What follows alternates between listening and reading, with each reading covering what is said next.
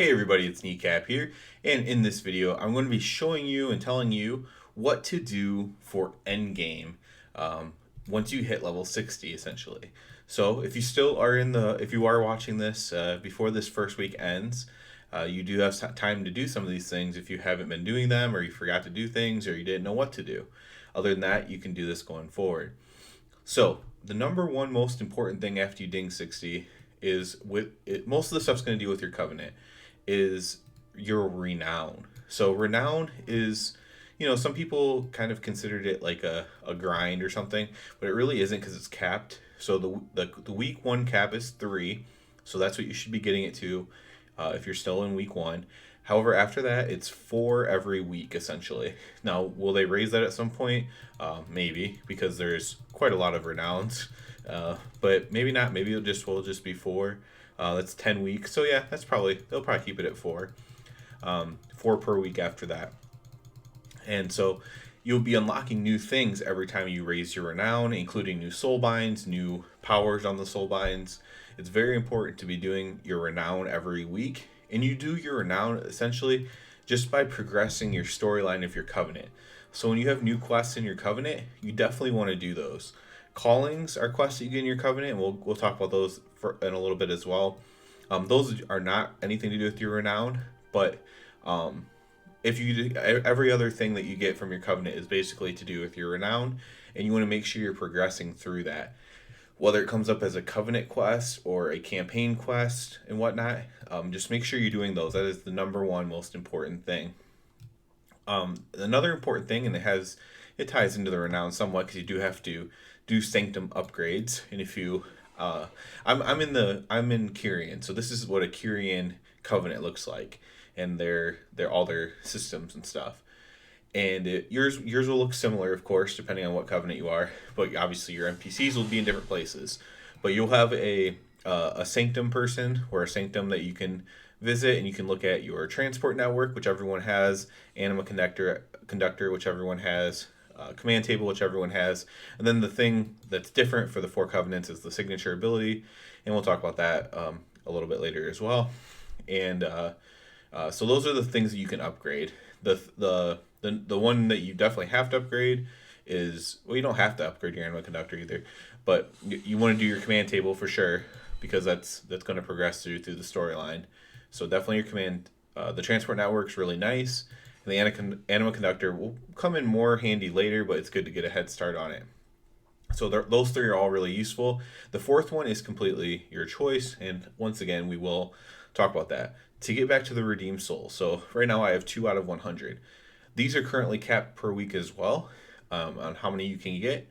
And so right now, if you've done everything, then you probably have 2 redeemed souls left, and you're just waiting until next week to get more. These redeemed souls are used with Anima to upgrade your sanctum things. So my next one for my transport network, for example, costs 8 redeemed souls. So these are a weekly thing. Again, you'll get these by doing your covenant stuff. So as long as you're doing those, you should get your redeemed souls, and you shouldn't have anything to worry about. If at some point you stop getting quests to go get them, like specifically, like saying, hey, go get your weekly redeemed souls, there'll be some sort of thing that you do, like a daily or something like that, to acquire those, because they're very important. Next, we'll talk about callings just a little bit. Callings are going to appear all around your sanctum. Usually they pop up on your map as like a daily quest. So when you go to your map of your sanctum or of your covenant, there'll be daily quests, and you can go there and pick them up, and they'll probably be callings. These are basically emissaries from Legion and BFA, and they function in very similar ways. You don't technically have to do these. You get 1 per day. They're just like emissaries. You don't technically have to do them. I do advise doing them as much as you can. You could technically do them every 3 days if you wanted.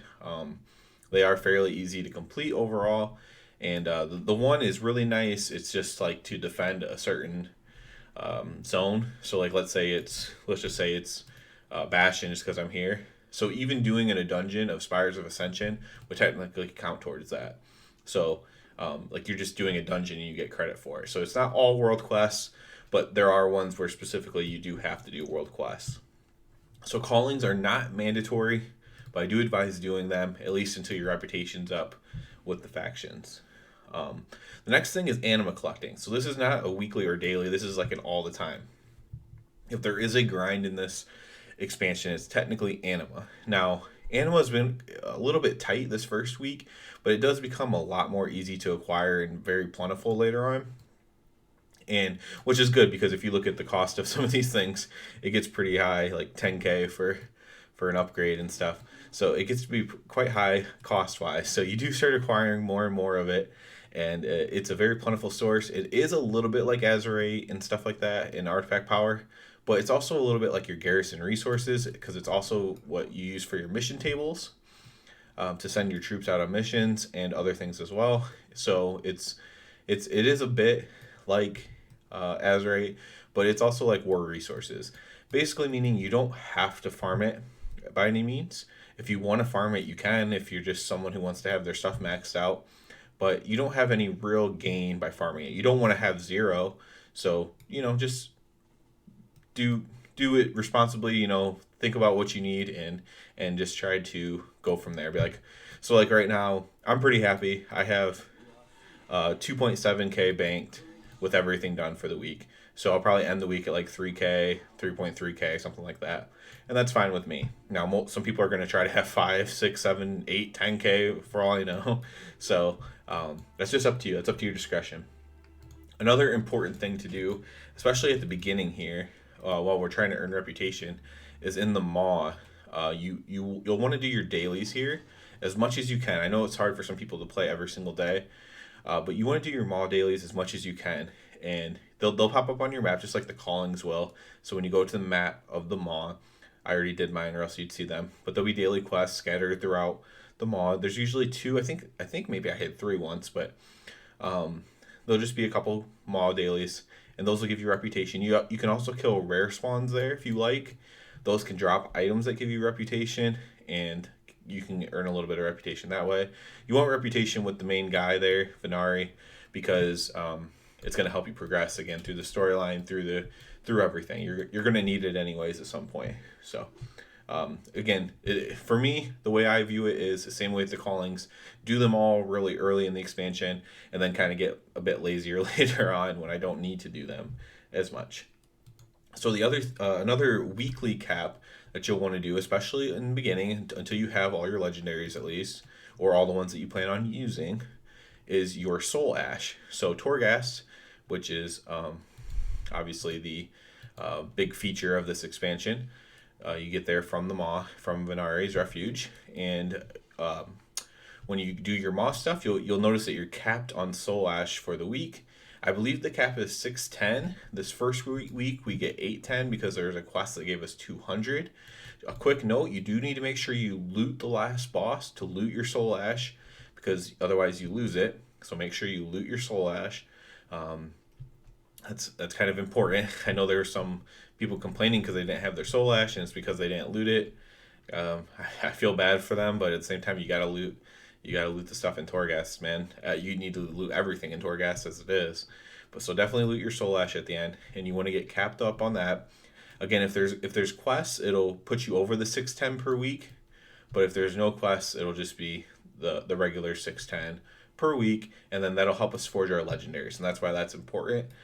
So get your Soul Ash, progress your Torghast stuff. You'll see, you'll do a floor of Torghast, it'll give you X amount of Ash, and then then eventually they'll give you less and less Ash because you're getting closer and closer to the cap. So again, try to do that as much as you can. That is a weekly thing, so it's not as hard to do, in my opinion. Your Anima Conductor. So this is something that all the covenants have. The Kyrian one's over here. I'll go click on it. Once you unlock this, you can come to this every day, and it should look the same in every covenant basically, and you'll be able to connect it, and eventually you'll be able to connect it to more and more places. And you want to connect this every day. Eventually that'll fortify a complete. It'll stay open forever, but you want to fortify this every day. Now, what's not clear about this and why I chose to include this is you might not know exactly what to do. So you can look this up individually for each. I don't know what each covenant does. I do know what my 2 current ones do because those are the 2 that I do. So if you are Kyrian, this will directly help you. If not, you just kind of need to look up Anima Conductor for your covenant, and just Google that. Maybe put Wowhead after it, and maybe their guide will pop up for you. For the Kyrian one, though, for example, so the one to the left, the Temple of Courage, I would fight a boss once a day when I activate it. On the one on the right, I get a treasure once a day. Now, the whole main point of these are to get these grateful offerings. So you get two, at least from these first two. I don't know how it is later in the expansion. You get two grateful offerings each time. So I'm up to 12 already. These are actually used for currency later on for some of your covenant things. So if you really want to get your covenant things, you can find your Renown quartermaster, for example. There might be other quartermasters that take it as well, but wherever your Renown quartermaster is, and you'll see that these things cost grateful offerings, and they can cost quite a bit. So for like the one mount, it costs 100 grateful offerings. So you're going to want to be getting these. This is why I suggest doing this early.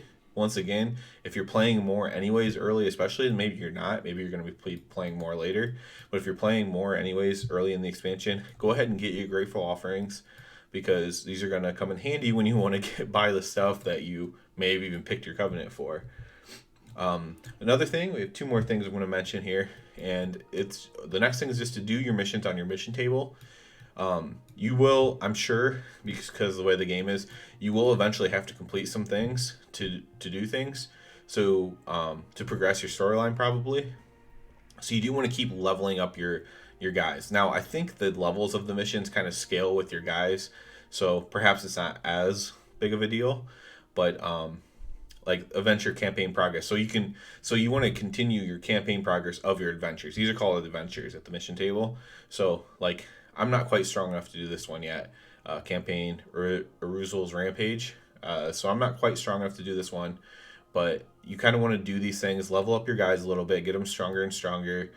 You'll unlock more and more followers as this goes. For me, I got my second follower from Torghast. I don't know if that's the case for every covenant, but you'll get your followers from different locations, and that's helpful as well. The last thing we're going to talk about, just real quick, is just your Covenant's signature event. I'm just mentioning this because I mentioned everything else from this Sanctum upgrade, essentially. And so for Kyrian, it's Path of Ascension. So I'll just read what it says. An ancient rite of combat in which you are a tactical guide for champions of Bastion. So basically, you're fighting a boss, essentially, kind of like a boss fight type thing, and so it's a battle. I think the only one that's a battle is Kyrian. I think the Maldraxxus one is building a construct, like a construct creation type thing. I think the Revendreth one, the Venthyr, is like a party or something like that. And the Night Fae one, honestly, I can't remember at all what the Night Fae one is. So these are completely optional. I did want to mention them, though. You don't have to do them, but, I mean, if it's, I think it might be a weekly thing. If it's weekly, you might as well do it, but you don't have to do that. So that's the last one that I didn't unlock. I unlocked everything else. Because that one's just completely optional. As far as Endgame goes, if that's why you picked your Covenant, then obviously you want to unlock that. And the other thing is just your transportation network that allows you to transport easier.